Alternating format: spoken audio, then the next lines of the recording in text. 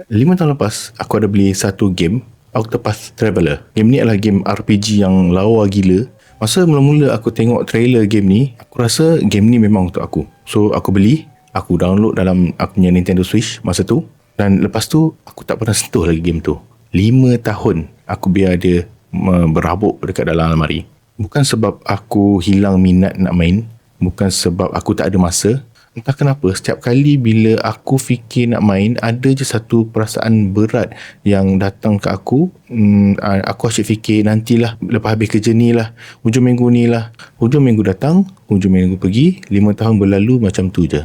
Dan minggu lepas, benda tu berubah secara tiba-tiba. Aku tak ada plan pun nak main. Aku cuma tengah duduk dengan anak aku. Dia tengah boring. So aku suggest kat dia, cuba try main game ni. So dia on game tu, 2 jam dia main non-stop. Lepas anak aku main, aku ambil controller. Dan untuk pertama kalinya dalam 5 tahun, aku masuk ke dalam dunia Octopath Traveler tu. Dan aku terus tersangkut. Dan time tu juga, aku tanya dia aku satu soalan. Kenapa dalam 5 tahun ni, aku tangguh nak main game ni, tapi hari ni dalam masa 5 minit je, aku take action dan macam mudah je aku start. Dan bila aku fikir lebih dalam lagi, jawapan dia bukan pasal game. Jawapan dia adalah pasal semua benda yang aku tangguhkan dalam hidup aku selama ni. Workout yang aku plan tapi aku tak buat. Buku yang aku beli tapi aku tak baca pun. Skill yang aku plan nak belajar tapi aku tak start sampai sudah. Semua tu dia ada pattern yang sama. Aku ada minat, aku ada niat, aku ada masa. Tapi aku tak gerak, aku tak take action. Dan selama ni aku salahkan diri aku ni pemalas, aku tak ada semangat.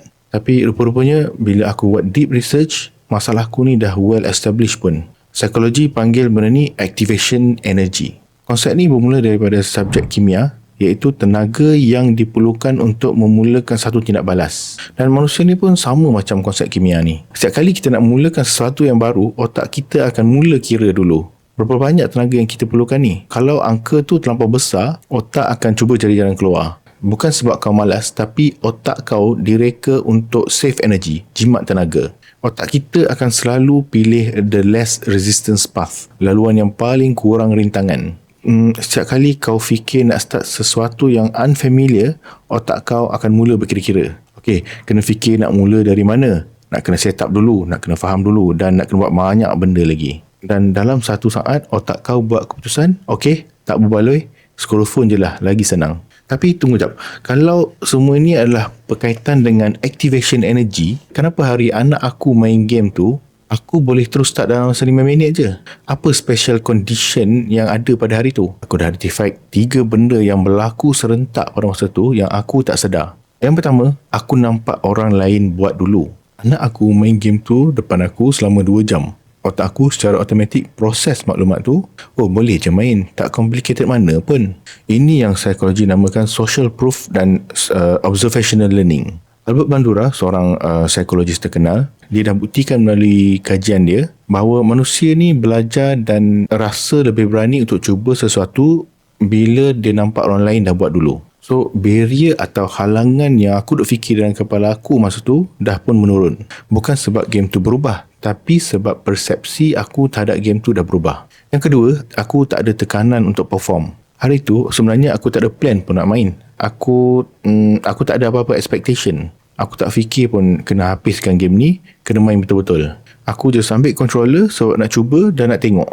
Dan ini yang paling penting. Bila kita hilangkan tekanan untuk jadi yang terbaik, untuk buat yang terbaik, untuk berjaya, untuk habis atau selesaikan sesuatu, otak kita akan jadi relax. Benda ni orang panggil psychological safety. Rasa selamat tu yang buka pintu untuk aku. Yang ketiga, langkah pertama dah ada orang buatkan untuk aku. Anak aku, dia dah onkan game tu, dia dah masuk main menu, dia dah masuk dalam dunia Octopath Traveler tu. So apa yang aku buat hari tu, aku just ambil controller dan aku terus ada kat dalam game dah. A few step awal tu anak aku dah buatkan dulu untuk aku. So aku bukan start daripada zero. Dan benda ni adalah perkara yang paling underrated dalam behavioral psychology, iaitu friction, geseran.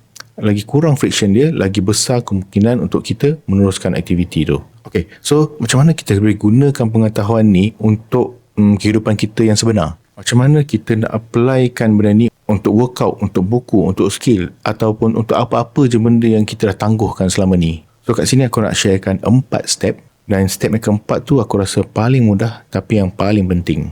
So step yang pertama, kau cuba kurangkan friction kalau boleh sampai zero, sampai kosong. Masalah kita bukan kurang motivation, tapi terlampau banyak step untuk kita nak mulakan sesuatu aktiviti. So kat sini tugas kita adalah untuk kita eliminate langkah-langkah tu sebelum kita perlukan motivation. Kalau nak workout esok pagi, malam ni kau keluarkan baju gym, letak siap-siap kat tepi katil. Ada orang dia pakai siap-siap sekali masa tidur. Kemudian kau letak sport shoes kau siap-siap kat depan pintu. Esok pagi bila kau bangun, kau tengok baju tu, kau tengok kasut tu, langkah pertama dah selesai. Sebab kau dah preparekan awal-awal. Nak baca buku, jangan simpan buku dalam lemari. Letak kat meja makan atau kat tepi katil. Letak kat tempat yang kau selalu duduk dan senang nak capai. Konsepnya, kau buat step awal tu pada masa yang lain. So that bila kau terfikir nak buat aktiviti tu, beberapa halangan atau friction awal tu kau dah bereskan dulu.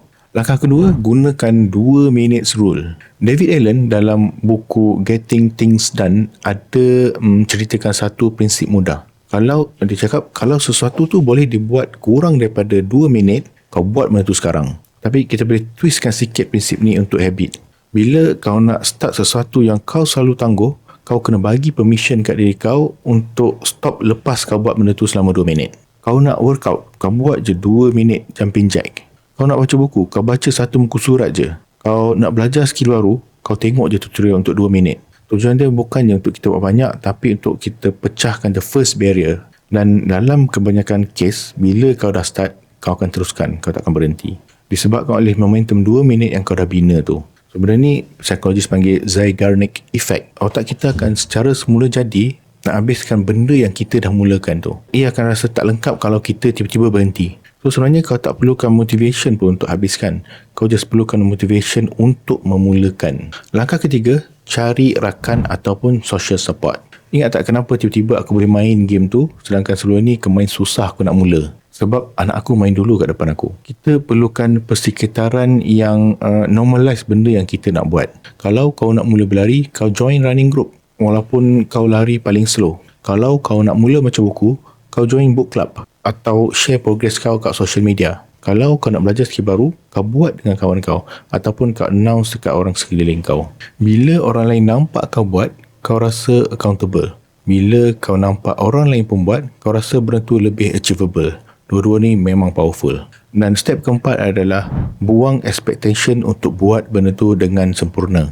Ini mungkin yang paling susah, tapi bagi aku ini yang paling kritikal sekali. Kita selalu bertangguh atau procrastinate bukan sebab kita tak nak buat, tapi kita takut kita tak buat dengan betul. Kita takut tak cukup bagus. Kita takut buang masa kalau tak habis atau tak siap.